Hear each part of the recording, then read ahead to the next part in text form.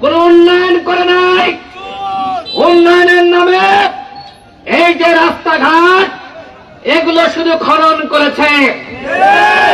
রাস্তাঘাট যে দুর্দশা, গাড়ি চলে না, কাদার কাদা। আওয়ামী লীগ বলে আমরা তোমাদেরকে উন্নয়ন দিয়েছি, কিন্তু আমরা দেখতে পাচ্ছি উন্নয়নের নামে তারা লুটপাট করেছে। উন্নয়নের নামে জনগণের সাথে ধোঁকাবাজি করেছে। এই কিশোরগঞ্জ থেকে আওয়ামী লীগের 2 জন রাষ্ট্রপতি হয়েছিল, জিল্লুর রহমান এবং আব্দুল হামিদ সাহেব এবং সৈয়দ নজরুল ইসলাম, 3 জন। যে জেলা থেকে 3 জন রাষ্ট্রপতি হলো, সেই জেলার এই অবস্থা কেন? টাঙ্গাইলবাসী এত কষ্টে রয়েছে কেন? এর জবাব তাদেরকে দিতে হবে। সংগ্রামী সাথী বন্ধুগণ, আপনাদের এলাকার জনপ্রতিনিধি ছিল কে? নাম কি তার? চন্দ্র আপনাদেরকে উন্নয়ন করেছে? উন্নয়ন করেছে? এই চূন্য হলো জাতীয় বেঈমান, এই চূন্য জাতীয় গাদ্দার। বাংলাদেশের গণতন্ত্রকে সে ধ্বংস করেছে। এই কিশোরগঞ্জে আপনারা তাকে অবাঞ্ছিত করতে পারেন না। আপনাদেরকে বলবো, তাকে এই কিশোরগঞ্জের মাটিতে অবাঞ্ছিত করুন, কারণ সে স্বৈরাচারের দোসর। আমাদের সহযোদ্ধা আবু হানিফ বলেছে, জাতীয় পার্টিকে ব্ল্যাকমেইল করে প্রত্যেকবার নির্বাচনে যেতে বাধ্য করেছে এই চন্নু, এই জাতীয় গাদ্দার, এই জাতীয় বেঈমান। টাঙ্গাইলবাসীর সাথে বেঈমানি করেছে। গণ অধিকার পরিষদ আপনাদের জন্য কাজ করতে চাই, আপনাদের পাশে থাকতে চাই, আপনাদের সেবায় নিয়োজিত থাকতে চাই। আপনারা কি গণ অধিকার পরিষদের সাথে আছেন? আসলে দেখেন আছেন। তোমার আমার পরিষদ, বিপ্লবীদের পরিষদ, বাংলাদেশের ভবিষ্যৎ, বাংলাদেশে কোন নেতা আছে? সারা বাংলায় একই সুর, নেতা মুদের বিপিন, সারা বাংলায় একই সুর। প্রিয় টাঙ্গাইলবাসী, আপনারা অনেক কষ্ট করে এখানে উপস্থিত হয়েছেন। বৃষ্টির মধ্যেও আপনারা দীর্ঘ সময় আমাদের বক্তব্য শোনার জন্য এখানে ধৈর্য সহকারে উপস্থিত হয়েছেন, অপেক্ষা করেছেন। এজন্য আপনাদেরকে আমরা ধন্যবাদ জানাই, আপনাদের প্রতি কৃতজ্ঞতা প্রকাশ করি। আজকের বাংলাদেশে যে অন্তর্বর্তীকালীন সরকার ক্ষমতায় রয়েছে, তাদেরকে ক্ষমতায় বসিয়েছে এদেশের ছাত্র জনতা। তাদের কাছে আপনাদের চাওয়া কি? আপনারা চান বাংলাদেশে ভবিষ্যতে আর কোন স্বৈরাচার যাতে ফিরে না আসতে পারে। বাংলাদেশে আর কোন শেখ হাসিনার জন্ম হোক, সেদিকে আপনারা চান? শেখ হাসিনা তার বাপের সাথে বেঈমানি করেছে। শেখ হাসিনা তার বাপের মূর্তি প্রত্যেকটা উপজেলায়, প্রত্যেকটা ওয়ার্ডে ওয়ার্ডে তৈরি করেছিল। আজকে দেখেন এমন ভাবে আওয়ামী লীগ পৌঁছে গিয়েছে। এই যে এখানে আপনাদের সামনে শেখ মুজিবের ভাস্কর্য, শেখ মুজিবের ভাস্কর্যের যে অবস্থা, লজ্জা লাগে। কার কারণে এই অবস্থা হয়েছে? শেখ হাসিনার কারণে। শেখ হাসিনা তার বাপের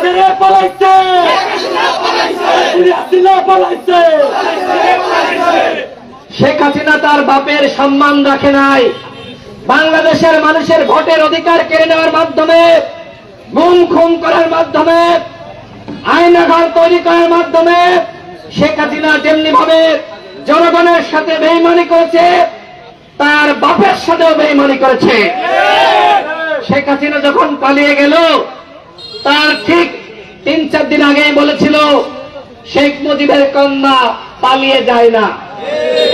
আজকে কোথায় শেখ মুজিবের কন্যা?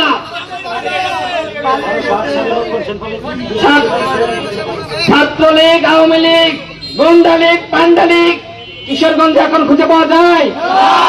অথচ কয়েকদিন আগেও তাদের যন্ত্রণায় আপনারা কথা বলতে পারেননি, সভা সমাবেশ করতে পারেননি।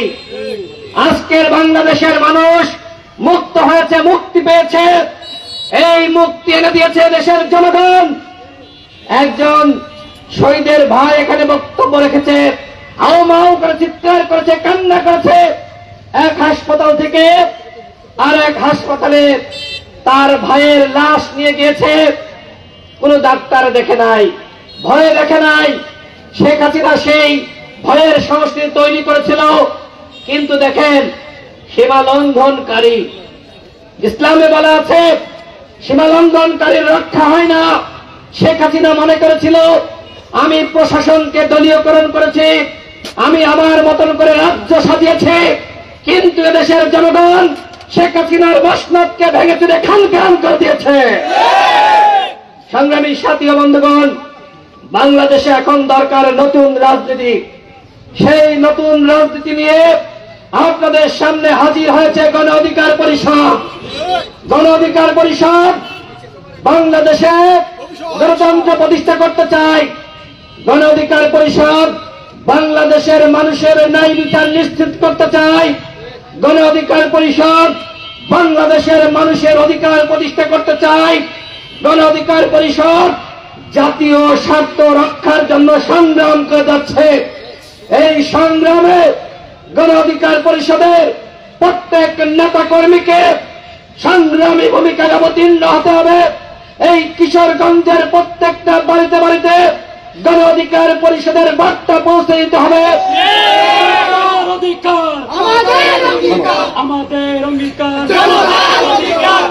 সংগ্রামী সাথী বন্ধুগণ, আজকে আপনারা এখানে যারা আছেন, আপনাদের প্রতি আমার আহ্বান থাকবে, প্রত্যেকটা বাড়িতে বাড়িতে গণ অধিকার পরিষদের দুর্গ গড়ে তুলুন। প্রত্যেকটা মানুষের কাছে গণ অধিকার পরিষদের লক্ষ্য উদ্দেশ্য, গণ অধিকার পরিষদের কর্মসূচি পৌঁছে দেন। আমরা 2021 সালে আমরা যখন দল গঠন করেছি, সেই 26 অক্টোবর আমরা ঘোষণা দিয়েছিলাম এক ব্যক্তি 2 বারের বেশি প্রধানমন্ত্রী হতে পারবে না। এখন এই বিষয়টি আলোচনায় এসেছে, কিন্তু আমরা এটি 2021 সালে আমরা বলেছি যে এক ব্যক্তি 2 বারের বেশি প্রধানমন্ত্রী হতে পারবে না, এবং যিনি দলীয় প্রধান থাকবেন তিনি রাষ্ট্রপ্রধান হতে পারবেন না। কেন আমরা এই কথা বলেছিলাম? কারণ দেখেন, শেখ হাসিনা পরপর 4 বার ক্ষমতায় থাকলো। এই ক্ষমতায় থাকার মাধ্যমে সে গণভবনকে তার রাজনৈতিক কার্যালয় বানিয়েছিল। কারণ কি? কারণ একই সাথে তিনি প্রধানমন্ত্রী এবং শেখ হাসিনার সভানেত্রী। অর্থাৎ শেখ হাসিনা যেভাবে এককভাবে পরপর 4 বার ক্ষমতায় থাকার মাধ্যমে একটি কর্তৃত্ববাদী শাসন ব্যবস্থা কায়েম করার সুযোগ পেয়েছিল, সেই সুযোগ আমরা ভবিষ্যতে আর কাউকে দিব না। এজন্যই গণ অধিকার পরিষদের ঘোষণা, যিনি দলীয় প্রধান থাকবেন তিনি রাষ্ট্রপ্রধান হতে পারবেন না। এক ব্যক্তি 2 বারের বেশি তার জীবন দশায় প্রধানমন্ত্রী হতে পারবে না। আপনারা কি এই বক্তব্যকে সমর্থন করেন? এবং আমরা বিচার বিভাগের স্বাধীনতা নিশ্চিত করার জন্য আমরা দাবি রেখেছি। আমরা বলেছি, পুলিশের যেভাবে দলীয় কাজে ব্যবহার করা হয়, পুলিশকে দলীয় কাজে ব্যবহার করা যাবে না। পুলিশকে একটি স্বাধীন বাহিনী হিসেবে গড়ে তুলতে হবে। একটি স্বাধীন পুলিশ কমিশন গঠন করতে হবে। সেই পুলিশ কমিশনের অধীনে পুলিশ কাজ করবে। কিন্তু আমরা দেখেছি, এই যে গণ অভ্যুত্থানে 1500 আমার ভাইকে, আমার বোনকে গুলি করে হত্যা করেছে ছাত্রলীগ, যুবলীগ এবং পুলিশ লীগ। অর্থাৎ আমরা দেখেছি যে ছাত্রলীগকে পুলিশের চাকরি দেওয়া হয়েছিল। সেই ছাত্রলীগ, সেই পুলিশ লীগ, শেখ হাসিনার ক্ষমতা রক্ষা করার জন্য নির্বিচারে পাখির মতন গুলি চালিয়ে দেশের মানুষকে হত্যা করেছে, গণহত্যা চালিয়েছে। সংগ্রামের সাথী বন্ধুগণ, যারা গণহত্যা চালিয়েছে তারা কি বাংলাদেশে রাজনীতি করার অধিকার রাখে? আওয়ামী লীগ কি বাংলাদেশে রাজনীতি করতে পারবে? আপনারা কি চান আওয়ামী লীগ বাংলাদেশে আগামী নির্বাচনে অংশ নিক? আপনারা চান আগামী নির্বাচনে এই গণহত্যার দায়ে সাব্যস্ত আওয়ামী লীগ অংশগ্রহণ করতে পারবে না? যারা হাজারো মানুষকে গুম করেছে, খুন করেছে, যারা এই 24 সালে গণহত্যা চালিয়েছে, তাদেরকে বাংলাদেশে আওয়ামী লীগের নামে আমরা রাজনীতি করতে দেব না। আমরা চাই আওয়ামী লীগ এবং তার দোসর জাতীয় পার্টি এবং 14 জন দলে যারা ছিল তাদের রাজনীতি আইন করে গণহত্যার দায় নিষিদ্ধ করা হোক। তারা গণহত্যার পরে আর বাংলাদেশে রাজনীতি করতে পারবে না। আপনারা কি আপনারা কি এই দাবিতে একমত? আপনারা কি একমত? আমরা চাই কিশোরগঞ্জের মানুষ মিলেমিশে শান্তিতে বসবাস করুক। আপনারা হাওড় অঞ্চলের মানুষ, আপনাদেরকে বিভিন্নভাবে আপনাদেরকে বঞ্চিত করা হয়। উন্নয়নের নামে এতদিন তারা মূলা ঝুলিয়ে রেখেছিল, এখন আমরা আপনাদের জন্য কাজ করতে চাই। আপনারা যদি আমাদেরকে সমর্থন দেন, আমাদের পাশে থাকেন, তাহলে গণ অধিকার পরিষদ আগামী নির্বাচনে 300 আসনে এককভাবে প্রার্থী দিবে। আপনাদেরকে বলবো, আপনারা দেখেছেন 53 বছরের রাজনীতি, ভাঙা গড়ার রাজনীতি, প্রকৃতপক্ষে জনগণের কোনো উন্নয়ন হয় নাই। 53 বছর ধরে আমরা দেখেছি অস্থিতিশীল অবস্থা, এক সরকার যায় আর এক সরকার আসে, জনগণের ভাগ্যের উন্নয়ন হয় না। এখন সময় এসেছে, রাজনীতি এখন আপনাদের হাতে। আপনারা যে সিদ্ধান্ত নেবেন, দলগুলো সেই সিদ্ধান্ত বাস্তবায়ন করতে বাধ্য থাকবে। আপনারা দেখেছেন এই কিশোরগঞ্জে ছাত্র অধিকার পরিষদ, যুব অধিকার পরিষদ, শ্রমিক অধিকার পরিষদ, গণ অধিকার পরিষদ কিভাবে আপনাদের পাশে থেকে নেতৃত্ব দিয়েছে, কিভাবে এই গণ অভ্যুত্থানে ভূমিকা রেখেছে। আজকে এই অল্প সংক্ষিপ্ত যে আয়োজন, সেই স্বল্প সময়ের আয়োজনে এখানে আপনারা অসংখ্য মানুষ হাজির হয়েছেন, তারা বসে এসেছেন এই তরুণ নেতাদের বক্তব্য শোনার জন্য। এটি গণ অধিকার পরিষদের জন্য গর্বের বিষয়। আমরা গণ অধিকার পরিষদের পক্ষ থেকে আপনাদেরকে বলতে চাই, আপনাদের এইখানে যারা আপনাদের জন্য গণ অধিকার পরিষদের পক্ষ থেকে কাজ করছে, আমাদের শরীফুল ইসলাম ভাই, আমাদের অভি চৌধুরী, আমাদের সোহেল মিয়া, জাহিদুল ইসলাম, মমিনুদ্দিন জনি, তারা গণ অধিকার পরিষদকে প্রত্যেকটা বাড়িতে বাড়িতে পৌঁছে দেওয়ার জন্য কাজ করছে। আজকের এই সমাবেশের আয়োজন করেছে আমাদের গণ অধিকার পরিষদ তারাইল উপজেলার সম্মানিত আহ্বায়ক জহিরুল হক, এবং আজকের এই অনুষ্ঠানের তিনি সভাপতিত্ব করছেন, সঞ্চালনা করছেন আমাদের জাকির ইসলাম ভাই, সদস্য সচিব তারাইল উপজেলা। এবং এখানে গণ অধিকার পরিষদ এবং অঙ্গ সংগঠনের অন্যান্য নেতৃবৃন্দ ভূমিকা রেখেছেন। আমার আগে বক্তব্য রেখেছে আবু হানিফ। এই আবু হানিফ আপনাদের এলাকার সন্তান, তিনি 2018 সাল থেকে আমাদের সাথে তিনি রাজপথে ছিলেন, ভূমিকা রেখেছেন। 24-এর গণ অভ্যুত্থানে তাকে গ্রেপ্তার করা হয়েছিল, তাকে র্যাব তুলে নিয়ে গিয়ে গুম করেছিল, তারপরেও কি আমরা আন্দোলন থামিয়ে দিয়েছি? আমাদের সভাপতি নুরুল হক নূর, তাকে গ্রেপ্তার করা হয়েছিল। তিনি গ্রেপ্তার হওয়ার পরেও পুলিশের হাতে হ্যান্ডকাপ পরা অবস্থায়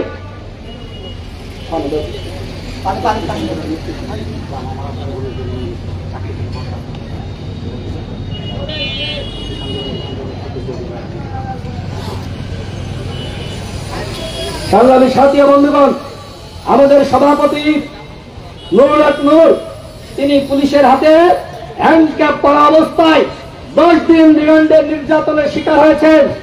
তারপরে তিনি ঢাকার আদালত চত্বরে তিনি বলেছিলেন এই সরকারের 90% পতন হয়ে গেছে, 10% ধাক্কা দাও। তার সেই বক্তব্যে বাংলাদেশের মানুষ অনুপ্রেরণা পেয়ে, সাহস পেয়ে রাজপথে ঝাঁপিয়ে পড়েছিল। কিন্তু আমরা বলবো না নূর এই আন্দোলনের মাস্টারমাইন্ড, আমরা বলবো না গণ অধিকার পরিষদ এককভাবে নেতৃত্ব দিয়েছে। এই আন্দোলনে বিএনপি, জামাত, গণ অধিকার পরিষদ সহ প্রত্যেকটা রাজনৈতিক দলের সংগ্রামী ভূমিকা রয়েছে। এই আন্দোলনে কিশোরগঞ্জে নেতৃত্ব দিয়েছে ইকরাম, অভিসহ আমাদের ছাত্ররা। তারা এই আন্দোলনে সারা বাংলাদেশের ছাত্র জনতা নেতৃত্ব দিয়েছে। এই আন্দোলন ছিল ছাত্র জনতার আন্দোলন। সুতরাং এককভাবে কাউকে মাস্টার মাইন্ড ঘোষণা করা মানে অন্যদের অবদানকে অস্বীকার করা, অন্যদের অবদানকে ছোট করে দেখা। আমরা চাই না এই সার্বজনীন আন্দোলনকে কেউ কুক্ষিগত করুক। ৭১-এর পরে আমরা দেখেছি আওয়ামী লীগ মহান মুক্তিযুদ্ধকে এককভাবে নিজেদের সম্পদ বলে তারা মনে করেছিল। তারা সবসময় বলতো আমরা একমাত্র স্বাধীনতার সপক্ষের শক্তি, আর বাকিরা সবাই স্বাধীনতার বিপক্ষের শক্তি। সংগ্রামী সাথী ও বন্ধুগণ, সেই আওয়ামী লীগের পতন আপনারা সকলে দেখেছেন। এককভাবে যে ভোগ করতে চায়, জনগণ তাকে ভোগ করতে দেয় না। আমি বক্তব্য বাড়াবো না। আমি যেটি বলতে চাই, এই আন্দোলন আমাদের সবার আন্দোলন, সবার আত্মত্যাগের বিনিময়ে, সবার সংগ্রামী ভূমিকার বিনিময়ে আজকে আমরা দ্বিতীয় মুক্তি পেয়েছি। এই দ্বিতীয় মুক্তি যদি এবার ব্যর্থ হয়, তাহলে বাংলাদেশ ব্যর্থ হয়ে যাবে। সুতরাং এইবার আমাদেরকে রাষ্ট্র সংস্কার করতে হবে। এইবার আমাদেরকে বাংলাদেশকে নতুন ভাবে সাজাতে হবে। এই বাংলাদেশকে আমরা এমন ভাবে সংস্কার করতে চাই যাতে করে আগামীতে আর শেখ হাসিনার পয়দা না হয়। আমরা এমন ভাবে তৈরি করতে চাই যাতে করে এই মূর্তির নামে, এই ভাস্কর্যের নামে জনগণের অর্থ আর অপচয় না করা হয়। আমরা চাই বাংলাদেশের মালিকানা থাকবে এদেশের জনগণের হাতে। বাংলাদেশের প্রত্যেকটা মানুষ সাম্যের ভিত্তিতে অধিকার এবং মর্যাদা ভোগ করবে। বাংলাদেশের মানুষের অধিকার নিয়ে আর কেউ ছিনিমিনি খেলতে পারবে না। গণ অধিকার পরিষদ আপনাদের কাছে সেই আহ্বান জানাতে আজকে এখানে আমরা এসেছি। আপনারা আমাদের সাথে থাকুন, আমাদের পাশে থাকুন, এবং একই সাথে যারা দুর্বৃত্তায়নের রাজনীতি করেছে, যারা দখলদারিত্বের রাজনীতি করেছে, যারা তারায়ণবাসীর সাথে বেইমানি করেছে, যারা উন্নয়নের নামে আজকে এই যে উন্নয়নের নামে যেভাবে শুধুমাত্র খাত খুলে রেখেছে, রাস্তাঘাট খুলে রেখেছে, প্রকৃতপক্ষে তারা মানুষের উন্নয়ন করে নাই। আগামীতে আমরা এই ধরনের রাজনীতি আর বাংলাদেশে চাই না। আমরা চাই নতুন ধারার রাজনীতি। সেই রাজনীতির সাথে আপনারা আমাদের সাথে থাকুন, আমাদের পাশে থাকুন, এবং একই সাথে অপরাজনীতিকে ঘৃণা করুন। ইনশাআল্লাহ গণ অধিকার পরিষদের নেতৃবৃন্দ আপনাদের বাড়িতে বাড়িতে যাবে, আপনাদের কথা শুনবে, এবং নতুন বাংলাদেশ গড়ার যে স্বপ্ন, সেই স্বপ্ন আপনাদের সাথে নিয়ে বাস্তবায়ন করবে। সকলে ভালো থাকবেন। আল্লাহ হাফেজ। আসসালামু আলাইকুম।